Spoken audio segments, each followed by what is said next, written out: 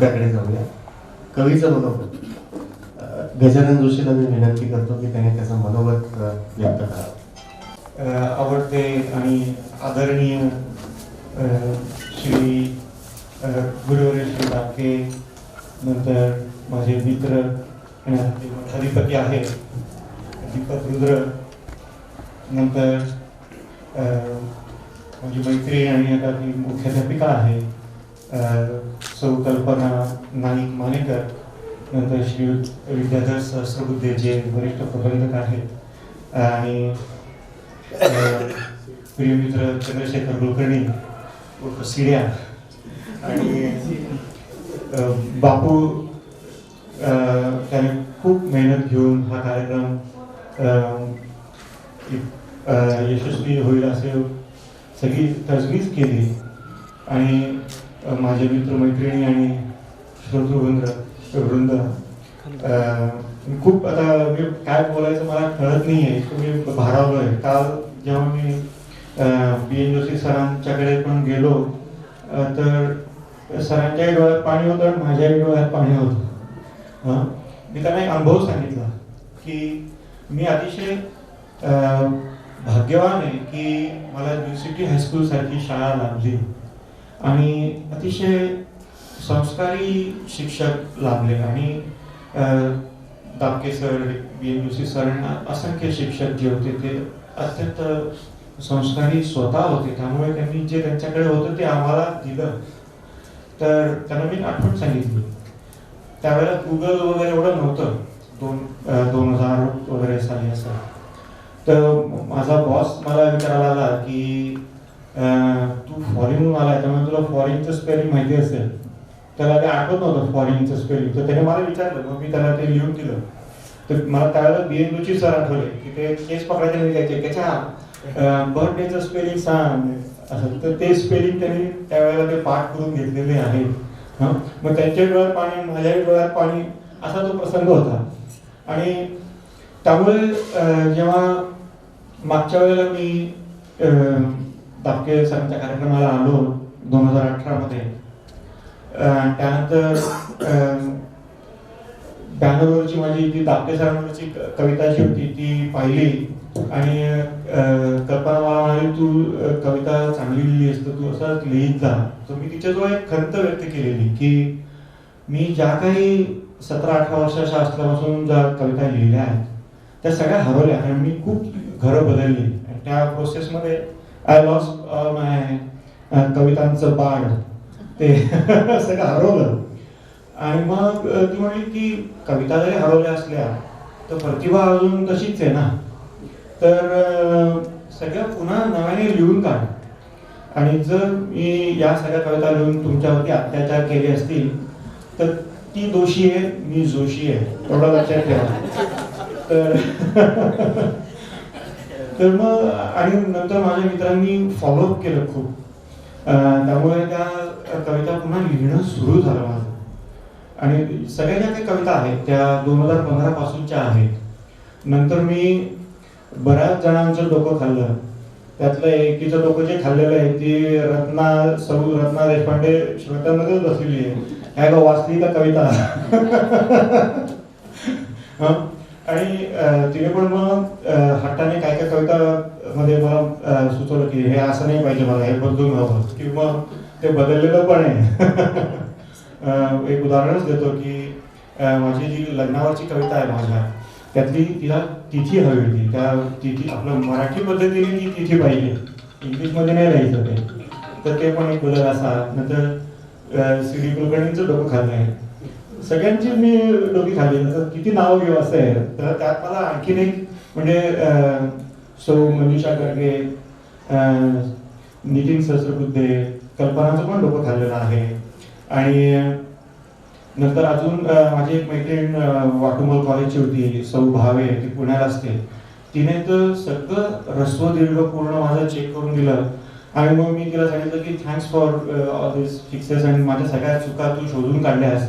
मग तिचं उत्तर आलं, अरे तू कुणाच्या चुकाचं पण चुकलाय तुझा.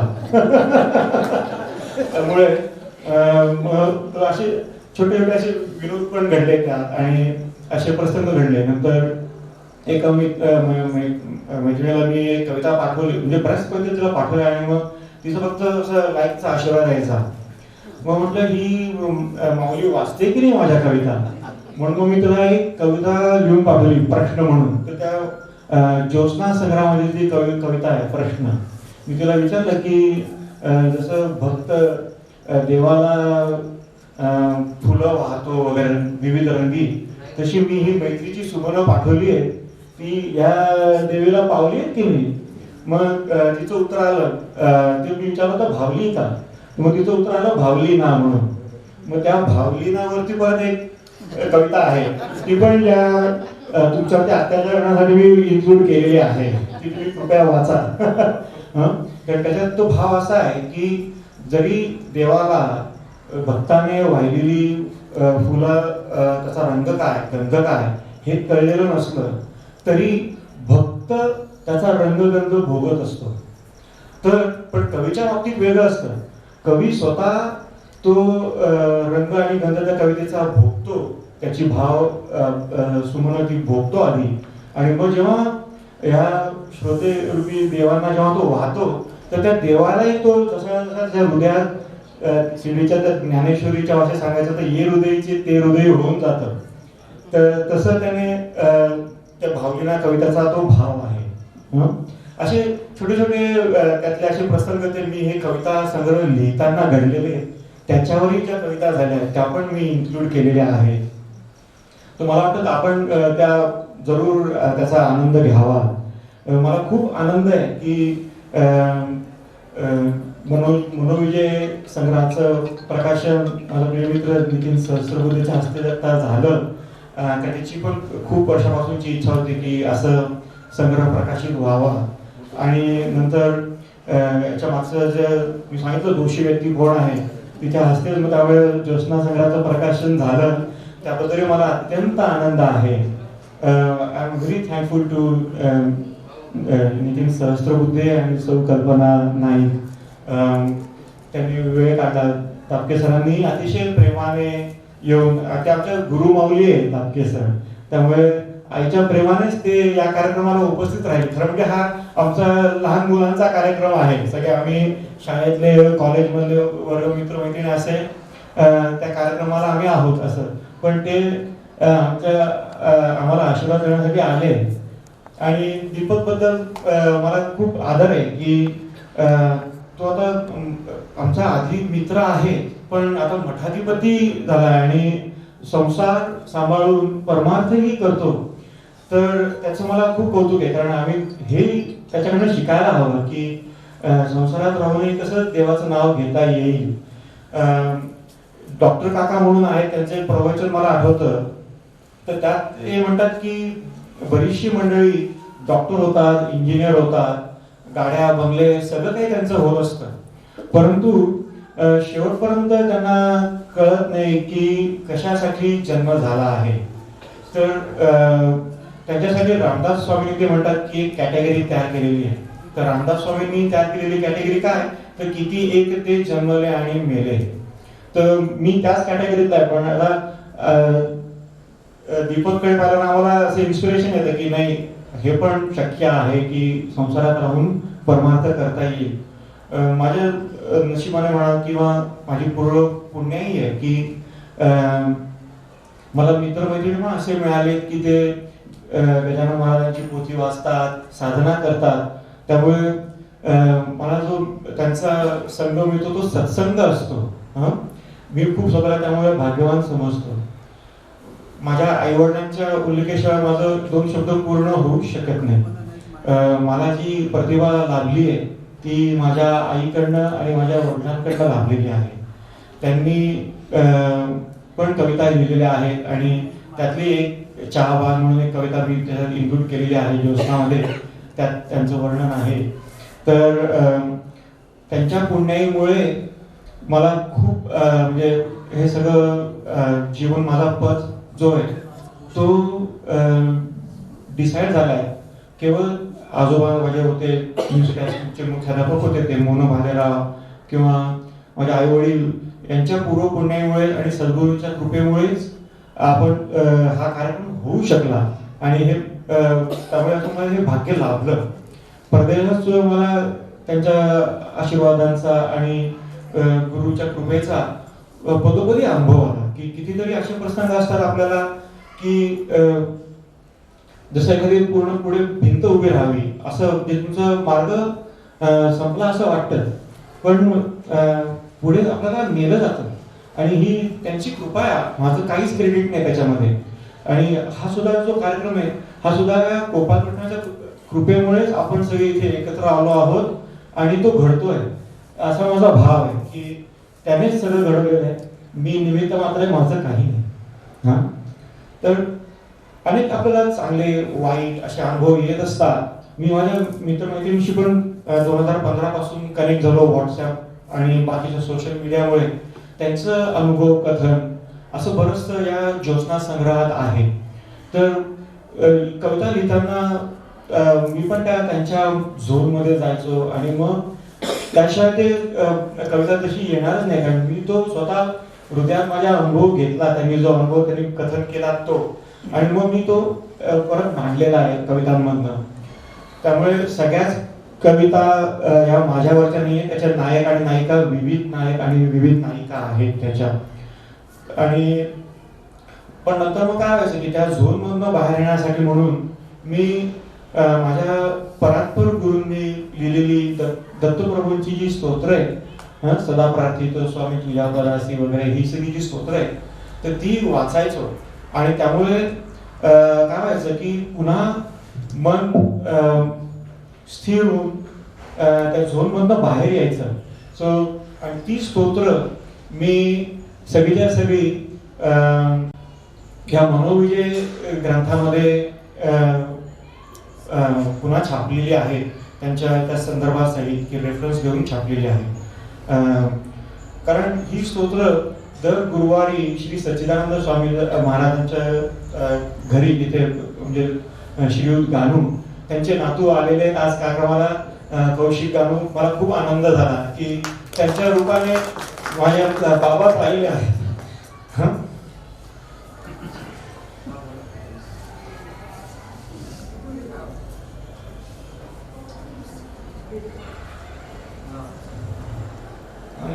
जास्त बोलता येईल.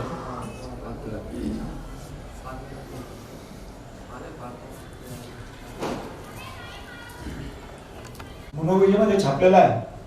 आपल्याला कल्पना नसते की आपल्या आजूबाजूला कोणतरी आत्मज्ञानी पुरुष आहे, बरोबर. आणि मग त्यांच्या पश्चात आपल्याला कळतं. ते नेहमी म्हणायचे पण प्रवचनामध्ये की मी गेलो की तुमचे डोळे उघडतील, आणि खरंच तसं झालं. आणि मग ते इतकं वाईट वाटतं की आत्मज्ञानी पुरुषाचा सहवास आपल्याला घेतला आणि आपल्याला त्याचा काही फायदाच घेता नाही आला. म्हणजे बाकीचे आपण सगळे स्वार्थ साधतो, पण हा स्वार्थ मला साधायला लागला नाही, त्याचं खूप वाईट वाटतं. आणि मग जसं शेखर म्हणतो नेहमी आमची गप्पा होता की कधी कधी वाटतं की खूप आता उशीर झाला, की एवढे 50 वर्ष निघून गेली आणि पुढे काहीच झालं नाही. आता तरी काहीतरी व्हावं. आणि त्यांच्यामुळे पण आपलं आयुष्य त्यांच्या आशीर्वादाने घडलेलं असतं. मी इंजिनियर व्हावं ही माझ्या आईची अतिशय तीव्र इच्छा होती. तर आणि माझी इच्छा होती की मी MA PhD फिलॉसॉफी असं काहीतरी करायचं. तर ते डोक्यात माझ्या खेळावं. नाही इंजिनिअरिंग करायचं म्हणून मी SUCP ची माझी ऍडमिशन कॅन्सल केली आणि JEE BSc ला ऍडमिशन घेतली. आणि नंतर मग मी तडक विठ्ठल मंदिरात गेलो बाबांना भेटायला, सच्चिदानंद स्वामींना. ते ड्रायव्हरवरच मला भेटले आणि मग मी म्हटलं मला नमस्कार करायचा आहे. कधी सांगितलं नमस्कार करायचा आहे ना, ते लगेच चप्पल काढून उभे राहायचे हात असं सोडून. आणि मग मी त्यांना नमस्कार करता करता सांगितलं की बाबा मी इंजिनिअरिंगची ऍडमिशन कॅन्सल केली आहे आणि BSc ला ऍडमिशन घेतली. मग त्यांनी माझ्या पाठीवर हात ठेवला आणि म्हणाले ही विद्या नाही आली तर ती विद्या येईल. म्हणजे पुन्हा मला त्यांनी म्हणजे या कॉलेजमध्ये इंजिनिअरिंग नाही झाला तर दुसऱ्या कुठल्या तरी कॉलेजमध्ये होशील असाच त्यांनी मला तो आशीर्वाद दिलेला होता. हे मला मग SY BSc ला गेल्यावर कळलं. मला तळमळ लागली की इंजिनियर व्हायचं आहे. तर मग काय माहिती का, हा काय म्हणतात परमेश्वराचा हात तो असा येतो. आणि ते आईचे गुरुबंधू असल्यामुळे त्यांनी गुरु भगिनीला अशापर्यंत मदत केली की माझ्या बहिणीची तू इच्छा पूर्ण नाही कर, असं कसं काय होईल. मग सीडीएन जो कॉलेजचा कोर्स शोधला, त्यामुळे मला पुन्हा इंजिनियर होता आलं. हा सुद्धा गुरुचा आशीर्वाद आहे, महाराजांचा आशीर्वाद आहे त्या. तर अशा आठवणी, या आठवणी सतत हृदयात ठेवल्या की आपोआप मग आपण त्या परमेश्वराच्या चरणाशी जातो की त्यांची आठवण येते. कारण श्री सच्चिदानंद स्वामी किंवा श्री अवधूत स्वामी महाराज माझे गुरु, आणि नंतर जे मी मेन्शन केलेले आहेत मनोविजयमध्ये गजानन महाराज, श्री श्यामबाग महाराज, बरोबर, यांच्या आठवणीने आपण पुन्हा त्या परमेश्वराच्या चरणाशी आपलं मन जातं. तर मी कविता संग्रहावरती काम करताना सुद्धा जेव्हा जेव्हा मी दुसऱ्या झोनमध्ये गेलो, पुन्हा मी बॅक टू त्याच्या चरणाशी येण्यासाठी हे सदा प्रार्थितो वगैरे सगळी स्तोत्र वाचली. तुम्ही भले माझ्या कविता नाही वाचल्या, मला काही त्याचा खेद खंत नाही, पण या मनोविजयामध्ये ज्या मी स्तोत्र इन्क्लूड केलेली आहेत ती कृपया वाचा. कारण त्यामुळे परमेश्वराशी जोडलं जाण्याचा तो एक ती सुवर्ण संधी आहे असं मला वाटतं. कारण आम्ही बिघडलो, तुम्ही पण बिघडणार नाही असं त्याच्यामध्ये आहे. तर कृपया तेवढं मात्र नक्की वाचा. आता मी बऱ्याचदा युट्यूबवरती अशी मी माझे 2 शब्द बरेच लांब झाले असं मला वाटतंय. कारण जेव्हा प्रकाशकाने मला जेव्हा सांगितलं ना की कवीने पण 2 शब्द बोलायचे असतात, आणि मग मी बायकोला सांगितलं की असं असं मला तिथं बोलायचं आहे, ती म्हणली अरे बापरे. कारण तिचं असं म्हणणं असतं की तू तोंड उघडलंस की विचका होतो. नाही, मी विनोदाने म्हणतोय. तिने मला ऑल द बेस्ट सांगितलं. पण मग मी नंतर तिला म्हटलं की मी एक कविता पण छोटीशी सादर करणार आहे माझ्या 2 शब्दांमध्ये. मग म्हटलं झालं, म्हणजे उंटाच्या पाठीवरती आणखी एक 3 का. तर ती पण मी आणलेली आहे लिहून. तर मी जेव्हा युट्यूबवरती प्रवचनं वाचतो, मी हे नुसतं विनोद म्हणून ऍड केलेले आहे. माझ्या बायकोचं अतिशय मला सहकार्य लाभलं या संग्रहाच्या बाबतीत. मी जे काय केलं इथे येऊन तिने मला येण्यासाठी म्हणून पण शुभेच्छा दिल्या. आजही तिचा सकाळी मेसेज आला की कार्यक्रमाच्यासाठी शुभेच्छा म्हणून. माझं जे काही यश आहे त्याच्यात जेवढा देवाचा हात आहे तेवढा तिचाही हात आहे, सिंहाचा वाटा आहे माझ्या बायकोचा. तर क्रेडिट तिला पण आहे त्याच्यात. मी ज्या बोलत होतो की युट्यूबवरती मी जे प्रवचन ऐकतो त्याच्यात अनेक, मी इव्हन मंदाताई गंधेंचं पण एक प्रवचन मी ऐकलेलं होतं. तर आता मी हे जे कविता लिहिल्या किंवा त्याचे जे डिफरंट डिफरंट भाव जे आहेत, तर त्या भावापैकी कुठला भाव हृदयात ठेवायचा, किंवा आपल्या आयुष्यात येणारे जे अनुभव आहेत, चांगले असो वाईट असो, त्या अनुभवापैकी कुठला अनुभव त्याची चव आपल्या तोंडात रेंगाळत ठेवायची, त्यावरती परमपूज्य सद्गुरू मंदाताई गंधींनी एक छान मेटाफोर वापरलेला आहे, छान दाखला दिलेला. त्यांनी काय म्हटलंय की हे जे प्रारब्ध आहे आयुष्याचं आपल्या, ते प्रारब्ध म्हणजे वाढलेलं ताट आहे. त्यात तिखट पदार्थ आहेत, गोड पदार्थ आहेत, खारट आहेत, आंबट आहेत, सर्व प्रकारच्या चवी त्या ताटात त्यांनी आपल्या प्रारब्धाप्रमाणे वाढलेले आहेत. पण आपण जेव्हा ते अनुभव अंतःकरणात बाळगून ते रेंगाळत ठेवतो, तर त्याबद्दल काय म्हणतात की म्हणजे तो पदार्थ आपण उचलून तोंडात टाकतो, आणि म्हणजे तोंडात ती चव टिकते, ते अंतःकरणातला तो अनुभव असतो. मग आता मला सांगा की ते म्हणतात की तुम्हाला गुलाबजामुनचा चव तोंडात रेंगाळत ठेवायची आहे की खूप तिखट खोटा तोंडात टाकून रेंगाळत ठेवायचं आहे, असं त्यांचे सगळे स्वयंपाकघरातले मेटाफोर असतात. पण अतिशय सुरेख रीतीने त्या समजावतात की नक्की काय आपल्या अंतःकरणात आपण बाळगायचं, हे त्या अतिशय छान विशद करतात. तर त्यावर त्या मेटाफोरवरती आधारलेली मी एक छोटीशी कविता इथे येण्या अगोदर केलेली, आणि त्या कवितेचं नाव आहे भोग. तर ती मी तुम्हाला वाचून दाखवतो. जीवन प्रवाही असतं, जीवन प्रवाही राहतं, जीवन प्रवाही असतं, जीवन प्रवाही राहतं. कधी असह्य असतं, कधी सुसह्य असतं, कधी असह्य असतं, कधी सुसह्य असतं. जीवाच्या कळत नकळत घडायचं ते घडतं, घडत राहतं, घडतच राहतं. कधी दुःखद असतं, कधी सुखद असतं, कधी दुःखद असतं, कधी सुखद असतं. ताटातलं जीवाने भोगायचं, प्रारब्ध वाढत राहतं, वाढतच राहतं. म्हणजे ताटात तुमच्या ते प्रारब्ध देत राहणार, तुमच्या नशिबात जे आहे ते.